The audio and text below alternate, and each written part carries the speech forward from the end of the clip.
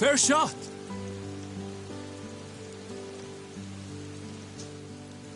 Nicely done. Let me truss this one up, and I'll make my way over to you.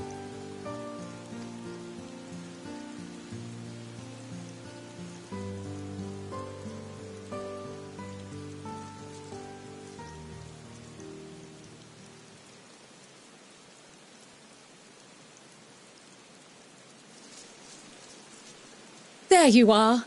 Any new revelations?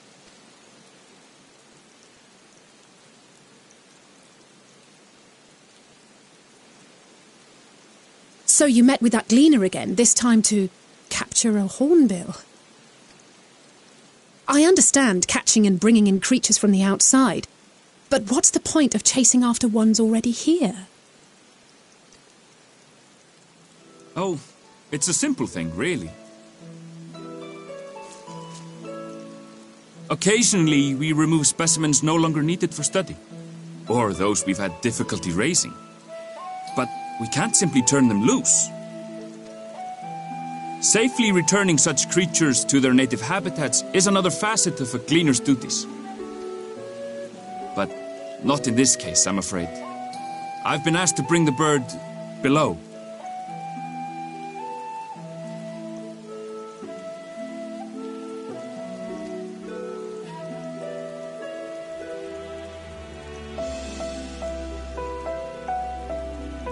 The restricted section in the lower levels of Labyrinthos. Open only to a select few researchers hand-picked by the Forum. The projects down there are the subject of rumor and hearsay. Forbidden magics. Advanced technologies that can never be allowed to fall into outside hands. Even Archons are not privy to the truth. Those who are, the researchers involved in this secretive work, are not permitted to walk freely in the city, and are instead required to live in isolated quarters. What could a facility subject to such strict security protocols possibly need with a hornbill? An experiment? Possibly. I wasn't afforded an explanation. But judging by the requisition list given to me and my colleagues, I doubt it's for any kind of advanced research. I'd be more inclined to believe we were making preparations to migrate to the south. Mericidia or thereabouts. What? Why would you say that? Much of the flora and fauna we were asked to procure could serve as reliable sources of sustenance. They're comparatively hardy species too, able to endure harsh climates.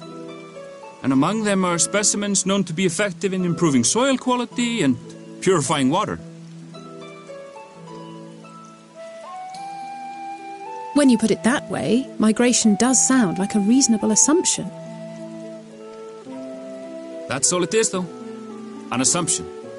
Through our tasks, we gleaners glimpse only bits and pieces of the Forum's plans. Our prime concern is that our requisitions, be they living or otherwise, are properly preserved for the knowledge of future generations.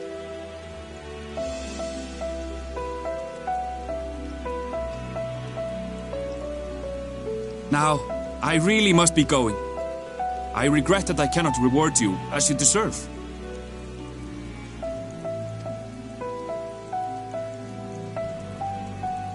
Perhaps you might reward us after a fashion then. It is imperative that we reach the lower levels. And seeing as you are already set to descend with your assigned cargo, mayhap we could accompany you as your assistants. I'm afraid that won't be possible. Once the animals have been prepared for transport, we send them down separately via the lift. I will of course follow after to make my report, but I can hardly pass you off as porters when there's nothing left to carry.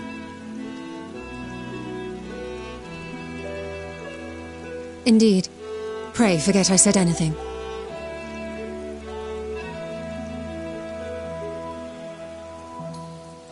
How do you feel about climbing? If you've strength and the courage to brave it, then there is another way down. This path leads to the 33rd facet.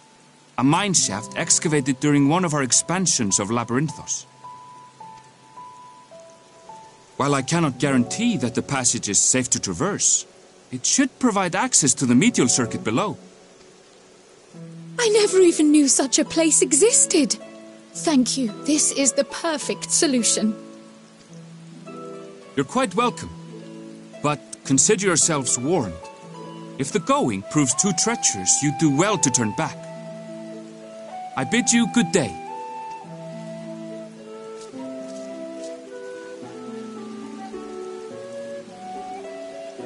Well, turning back is hardly an option, not when we've come this far. Let's go and take a look at this mine shaft.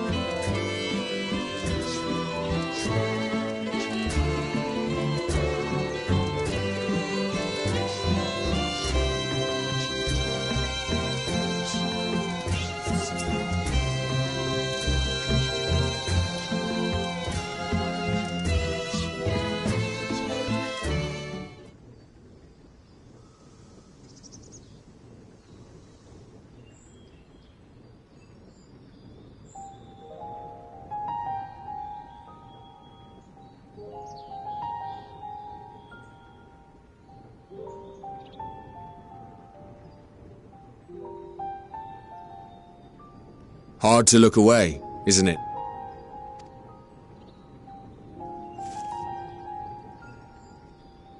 But they're more than pretty flowers. Heart blooms are attuned to ambient emotion.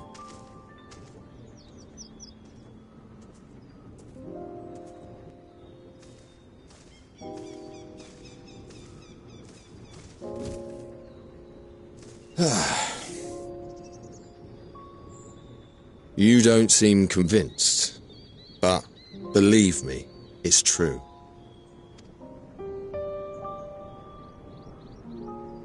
This ashen grey, for instance, it mirrors the anxiety and urgency of those working nearby as they rush to fulfill sudden orders.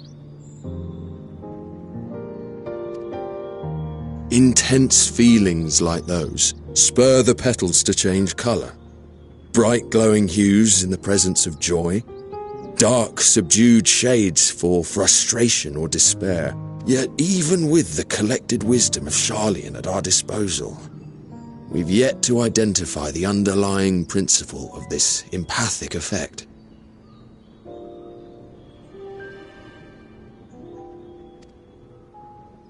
And there are other mysteries besides. Although the flower is extraordinarily long-lived, its low reproductive rate has made it difficult to find younger populations growing in the wild. With too few sightings to map its distribution, and no closely related species to track, we've been unable to pinpoint its land of origin. To further complicate matters, every culture, even dimly aware of its existence, has given it a different name and mythos. Our attempts to study it via the historical record have been an exercise in frustration. As an avid botanist myself, I should one day like to unravel the Heartbloom's secrets. But I'm afraid other duties must take precedence. I will leave you to your thoughts.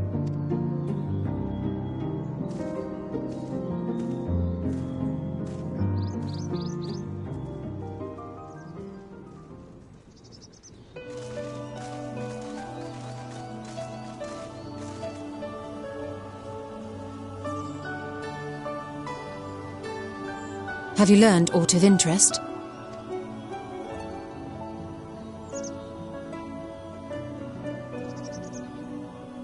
A flower that reacts to one's feelings? Strange. I must say, I have never heard of such a thing.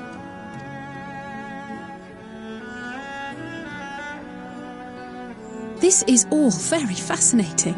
But as it stands, we've failed to gain any significant insight into the Forum's undertaking. Indeed. While there is certainly enough activity to support Erenville's supposition that a priority has been placed on improving food production, unfortunately for our investigation, these workers were never informed as to how their duties serve the master plan. If only we could interrogate the Forum members directly.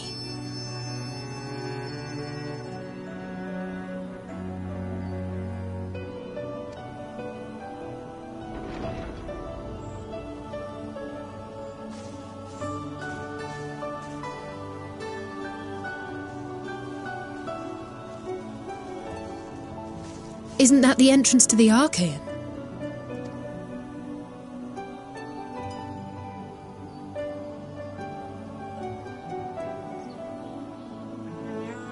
Look, there. I think that's Erenville. A little difficult to tell from here, but I think you're right. He did say he was coming down to make his report. Erenville receives his orders from the Forum. Would it not follow, then, that the superior to whom he reports is a Forum member, or at least a close associate? You mean to eavesdrop on their conversation? What of the risks? Ours alone to bear. We won't interfere with Erenville's work, nor will he be implicated as an accomplice. If you're not comfortable taking part, I can do this alone. Nay. I said myself that I wished to know Father's intentions, and no answers will be forthcoming should we simply ask nicely. We can apologize later, should it come to it. Right now, we need every crumb of information we can get our hands on. Consequences be damned. It might be best if you came along as well. In fact, we should all...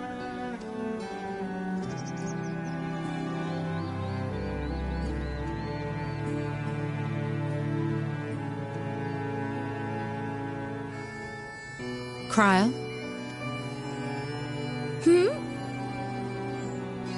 Oh, yes. That certainly sounds like a plan. I'm glad you agree.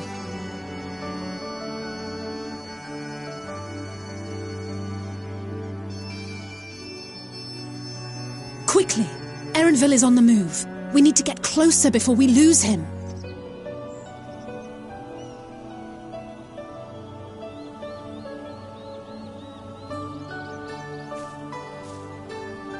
Almost. I can almost reach you.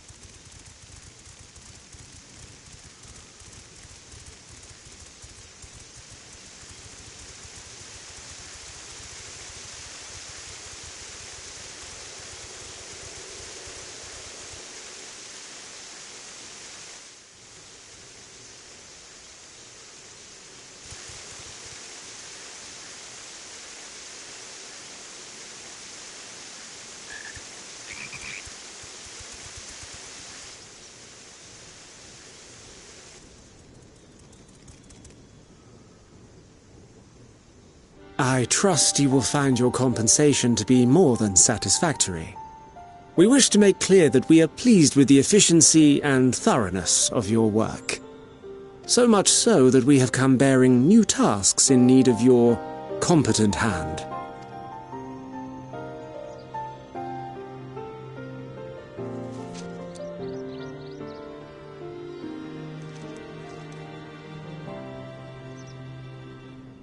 Another lengthy list. If I may speak frankly, the Gleaners have been pushed to the point of collapse by your unending demands. We are not familiars to be exploited. We are Sharlayan scholars and we deserve an explanation for this unseemly treatment. What warrants such urgency?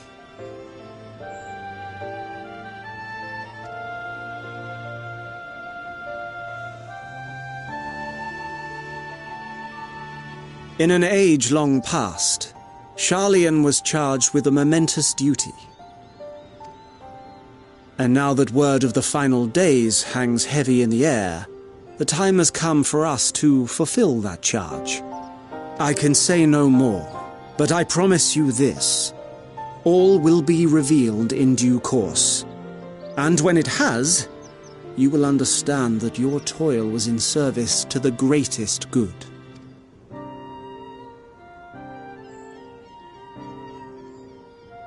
Then I will do your bidding. For now.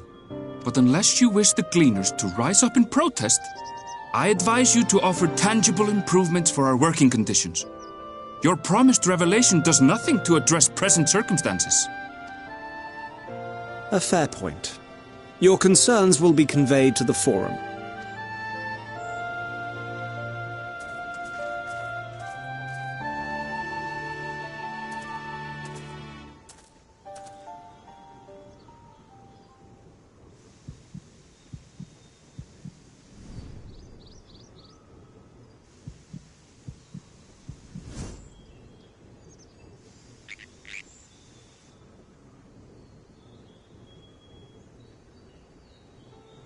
I hope that was informative. You may consider my debt to you repaid in full. While I do have my reservations about the Forum, I want to believe that they have our best interests at heart. Which is why I'm reassured that you're busy sniffing out the truth of things. We can ill afford to place all our eggs in one basket, this master plan of theirs, without first understanding the risks involved.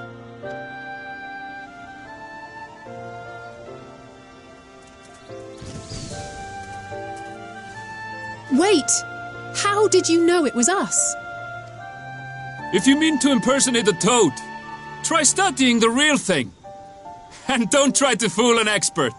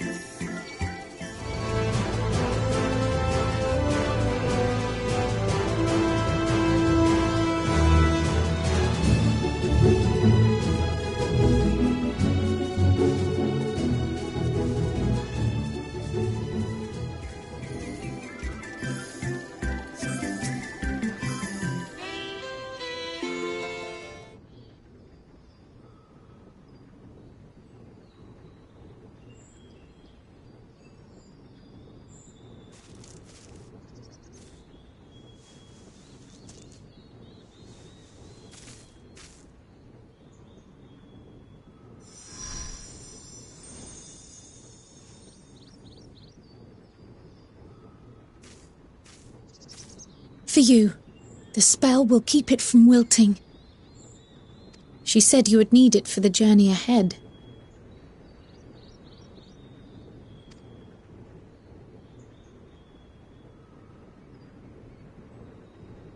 Will you speak with her now? I cannot hope to match Minfilia's clarity, of course, but...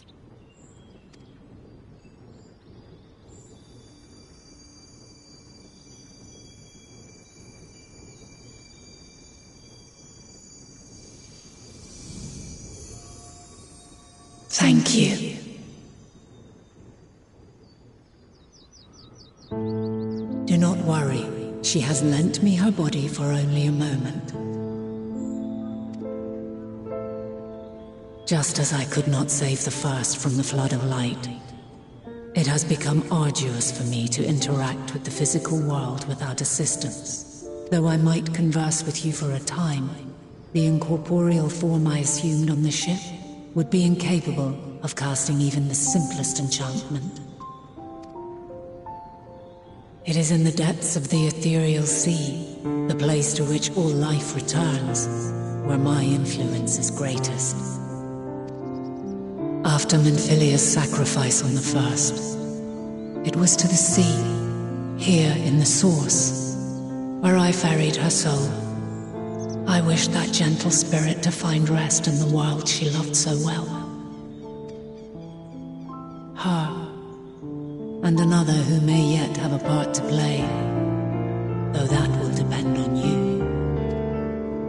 Take the flower, walk free, for you are free to go where you wish, to believe what you will. That bloom will be your guide, test and proof of your conviction. In darkness, seek joy. Surrender not to sadness, and see beyond despair. Walk free, and bear the light for others to follow. Together, raise it aloft and let it shine, till the end, blinding and radiant.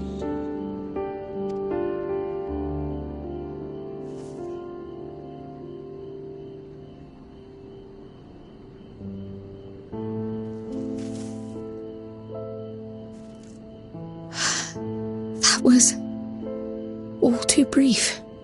Already she seems so far away.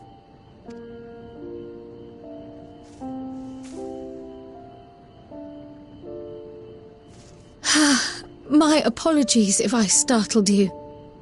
Ever since we began our descent into Labyrinthos, I had sensed another's will, straining to reach out. Even with my particular talents, though, I was unable to make a connection at first, so weak and tenuous it was, once I took hold of that wispy thread. Imagine my surprise to discover it was Heidelin herself. Needless to say, it seemed wise to learn what we could before letting go. Her answers were more cryptic than I would have liked, but at least she left us with a guide of sorts. That unusual flower.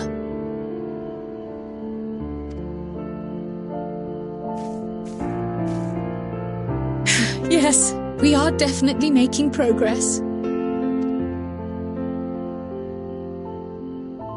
You can't be serious! We've done nothing wrong!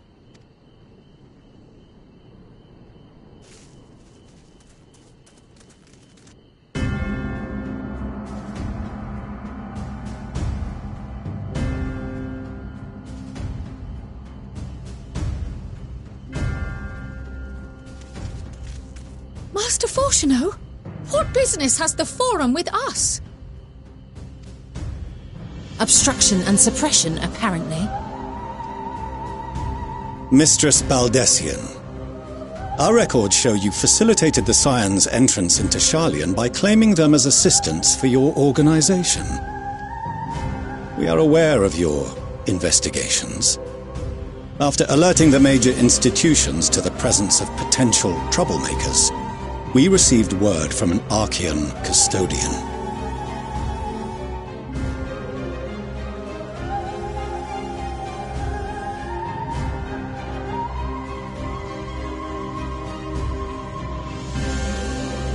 A group operating under the auspices of the students, skulking about Labyrinthos and engaging in clandestine behavior.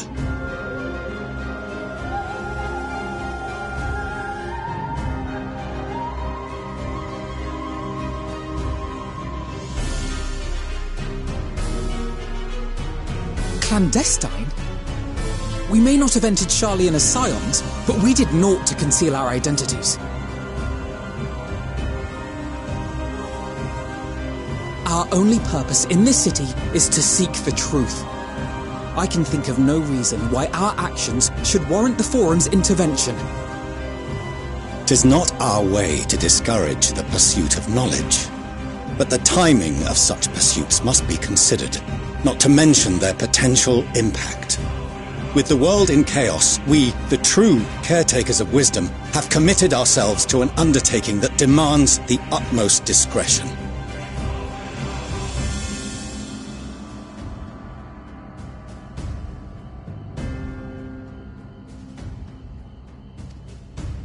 And we will not risk its success by turning a blind eye to disruptive foreign elements in our midst. What, then, is to be our fate? Will you put us on a ship back to Eorzea? The Forum will convene to examine your case. The results of said inquiry will determine your future in this city. As for your absent companion, he has already been detained. Graha! But why? Is reading a crime now, too? Reading is encouraged, celebrated even. Not, however, of the volumes shelved in the restricted section of the library.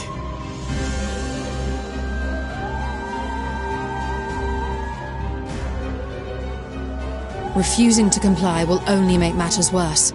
Let us instead treat this as an opportunity to open a dialogue with the Forum.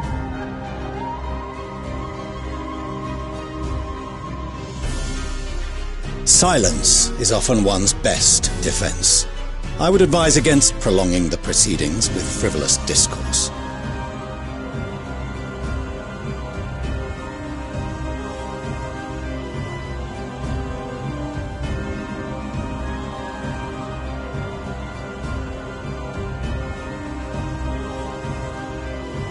But enough. This is not the place for debate. The rostra await.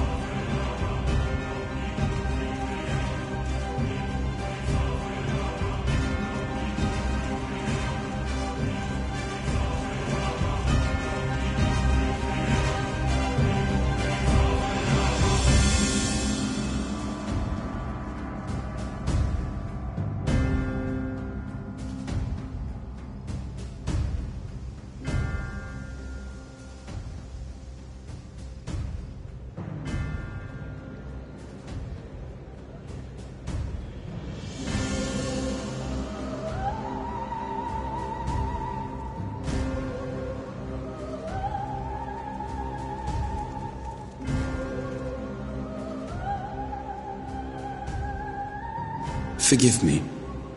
I was careless. We would have been detained regardless. This way, at least, we managed to stay together. I trust your time within the Forbidden Archives was well spent.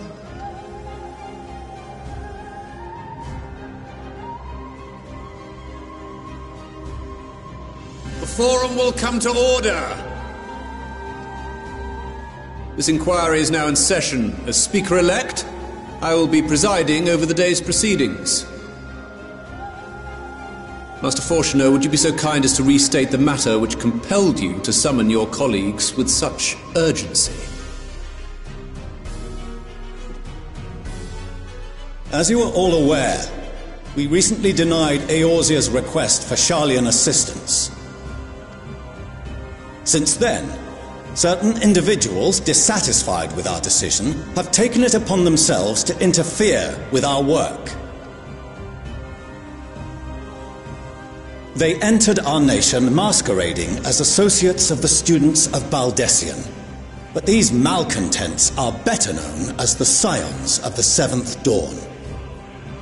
These militants wield influence with both the Eorzean and Eastern alliances, and are inextricably involved with the crises presently afflicting the world at large.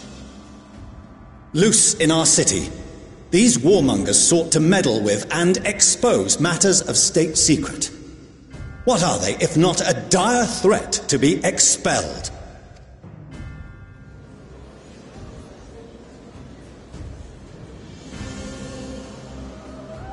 You have tarnished the good name of the students. Galuf would be ashamed.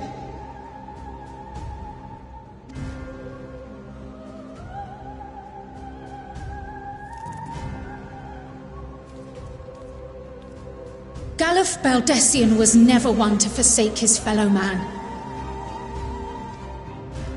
Even if this nation closed every door and retreated from the world, he would have found a way to help the Scions, help every soul of this star fight back against the coming doom.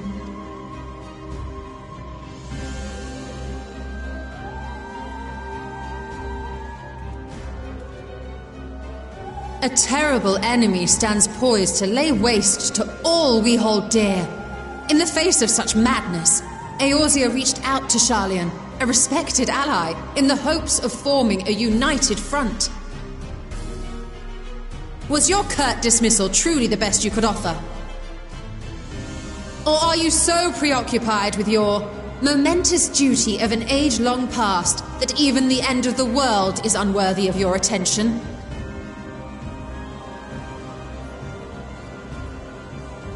Whence came this revelation?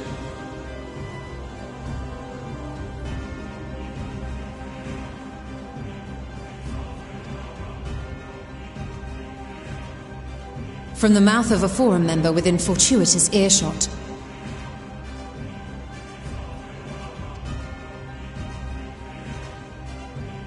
Then it seems your findings support my own.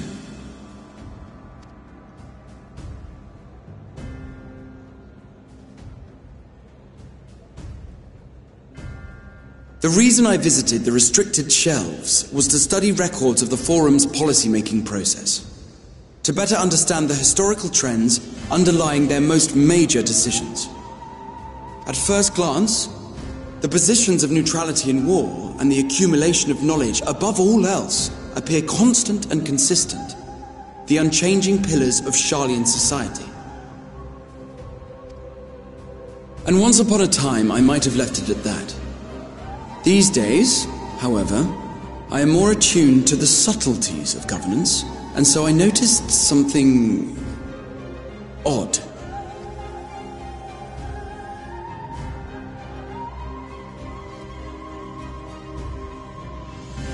From a particular point in time, the purpose of these policies shifted. No longer was knowledge preserved for the benefit of society. Rather, society was to be gradually reshaped to ensure the preservation of knowledge.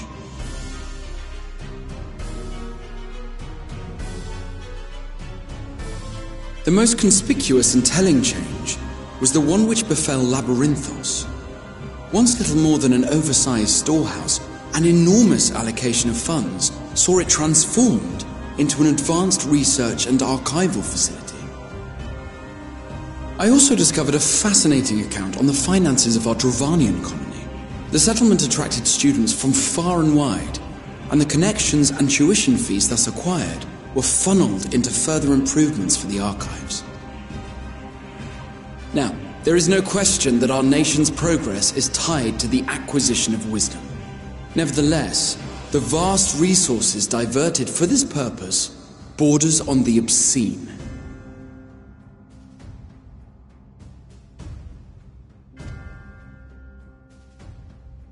But returning to the matter of when, our change in course appears to have been made some 270 years ago. The very same period when Sharlayan scholars in the hinterlands began a formal study of the ethereal sea. You found something, did you not? And whatever it was, gave rise to your oh-so-important duty. Mind your tongue, Archon. If you had seen,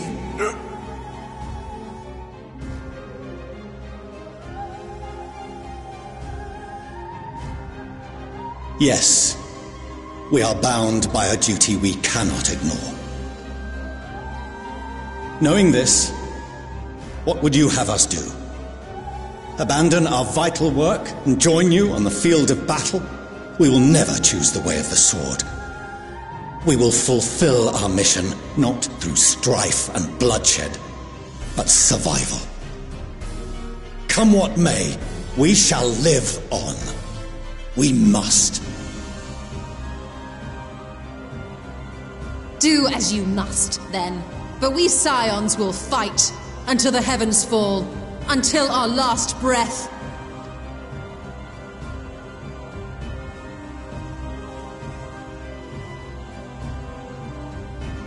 Such misguided zeal.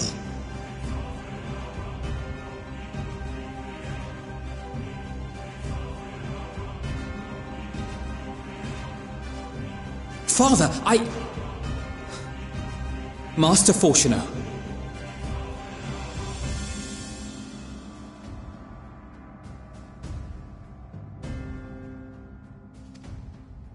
I fail to understand the stance you have elected to take. But by the same token, I have yet to find a compelling argument to counter the challenge you put to us in Gridania.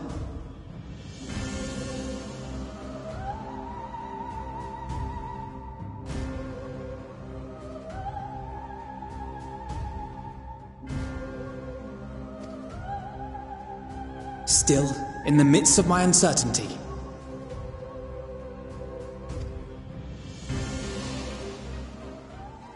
I must trust in myself to do what is right, as others have chosen to trust in me.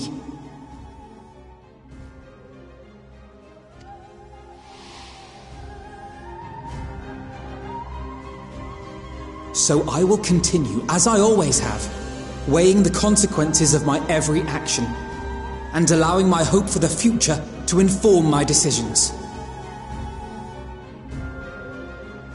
That's quite enough. Have you all forgotten the reason for this assembly? Skolok Monteshane. He's the head of the studium and an old friend of my grandfather's.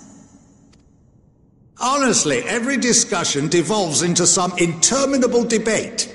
Terrible habit. Let's return to the topic at hand, By their own admission, these Scions have resolved to fight alongside the Eorzean nations against the doom which swift approaches. But there exists no evidence of an attempt to incite our citizens to do the same. Furthermore, while our decision may well have been the correct one, we cannot simply bull our way through these disagreements without inviting doubts or objections. Put yourselves in their place. Who among you would leave a tome unopened if an elder forbid you read it with no reason given?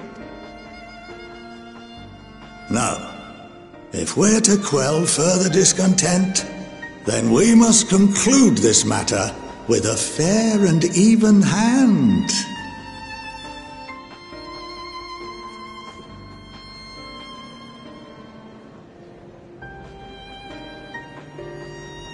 Order! We will have order! Master Monteshane raises some valid points. Keeping such concerns in mind, I propose we enforce the following measures. Until further notice, the students of Baldessian are to cease any and all activities within the domain of Sharlian. You will also refrain from any further investigation into the Forum's decisions and duties. Failure to comply with these restrictions will result in the immediate expulsion of your Scion associates. Let us put this judgment to a vote. All in favor, raise your hand.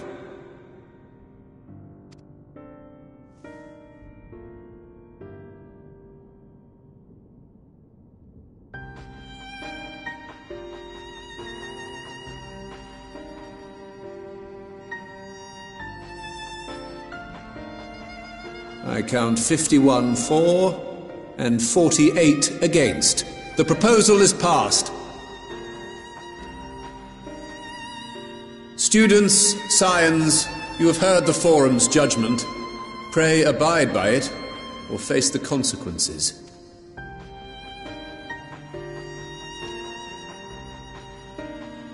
Honored members, I thank you for your time. This inquiry is concluded.